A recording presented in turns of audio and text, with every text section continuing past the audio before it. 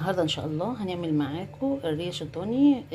طبعا مش هنشوي، احنا عاملين طريقه تانية اسهل كده. بما انها دسمه جدا فاحنا هنحاول نستغل الموضوع ده. هنعمل ايه بقى؟ بصل، طماطم شرايح، فلفل حامي لو حد حابب يعني، معلقتين صلصه.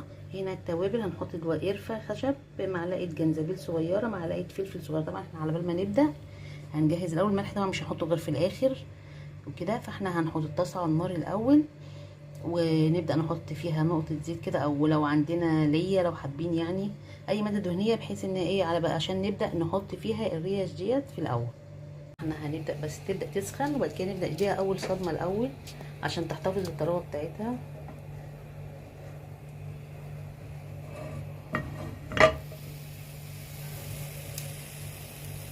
نبدأ ناخد الريش واحدة واحدة نحطها.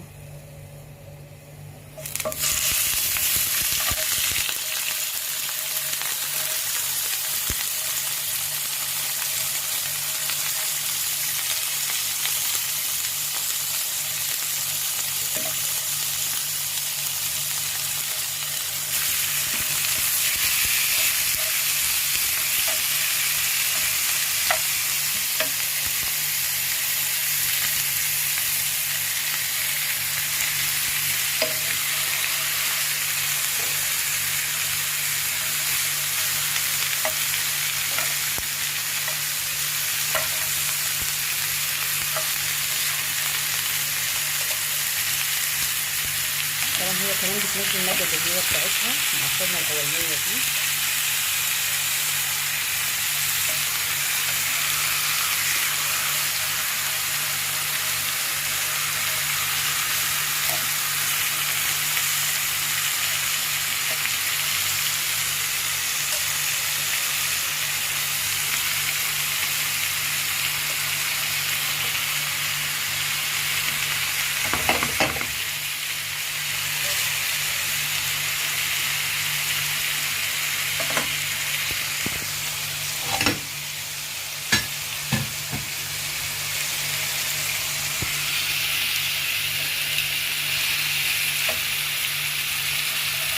نبدأ نقلبها عشان ما تاخدش وقت طويل، عشان تقدر بعد كده نحط بقية المكونات.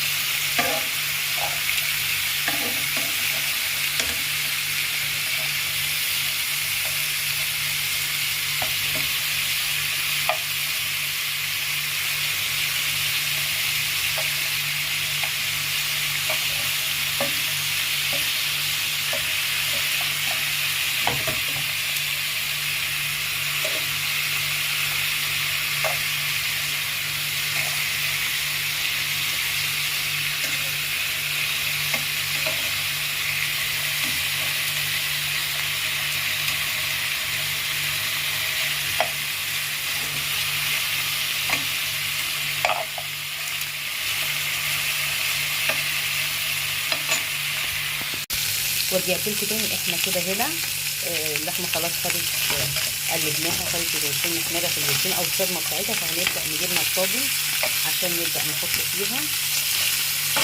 طبعا لسه النار عليها دلوقتي.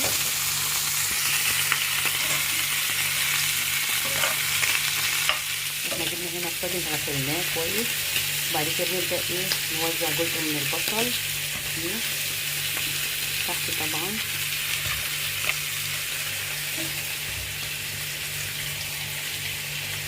طبعا دي عشان بس موضوع الدهون يا جماعه اللي فيها، يعني احنا لو شويناها هتبقى فيها نسبه دهون عاليه اصلا هتتحرق. فايه انا فضلت ان احنا نعمل كده وانها تغيير يعني بدل الشوي. ولو حد حابب برضه ممكن نضيف عليها اي حاجه تاني. ممكن لو حد يعمل بطاطس معاها، حمص الشام يعني اضافات جانبيه ينزل عليها الصوص طعمها حلو. احنا هنا هنحط جزء من الطماطم وجزء من حطينا جزء من البصل، حط جزء من الطماطم.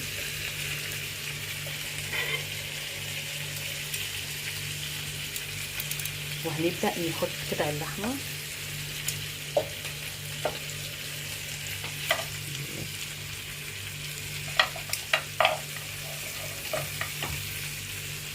طبعا كل الصوص اللي نزل منها او الدهون اللي نزل منها هنحطها تاني عليها.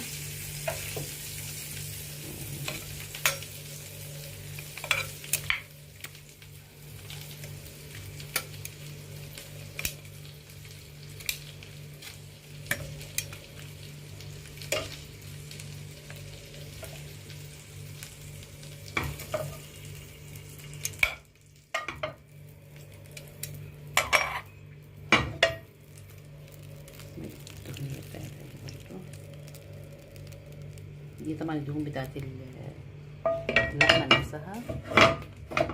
وهنبدا هنا نحط القرفه الخشب والفلفل مع الجنزبيل، هنحطه طبعا عليها كله.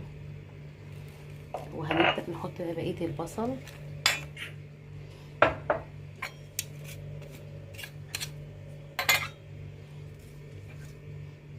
وباقي الطماطم الفلفل طبعا.